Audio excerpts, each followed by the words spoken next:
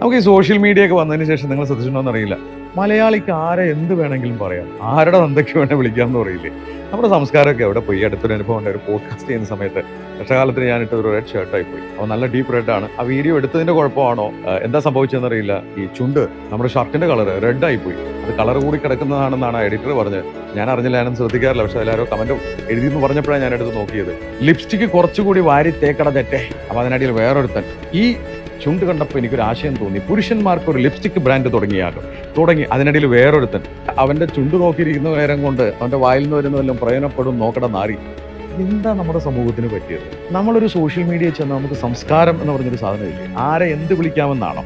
നിങ്ങൾ എന്നെ നോക്കിയിട്ട് പറഞ്ഞു, ഞാൻ വല്ല ലിപ്സ്റ്റിക്, നമ്മളാരെങ്കിലും പുരുഷന്മാർ ലിപ്സ്റ്റിക് വാരി തേച്ചിട്ട് എവിടെയെങ്കിലും പോകും? എന്തൊരു വൃത്തികേടാതല്ലേ. എന്റെ ജീവിതത്തിൽ ഞാൻ അത് ആരും തൊട്ടിട്ട് പോകില്ല. പക്ഷേ ഇതാണ് കുഴപ്പം. നമ്മൾ ആരെ എന്ത് കണ്ടാലും എന്തും പറയാമെന്നുള്ളൊരു അഹങ്കാരം നമുക്ക് ഈ സോഷ്യൽ മീഡിയയിൽ ഉണ്ട്.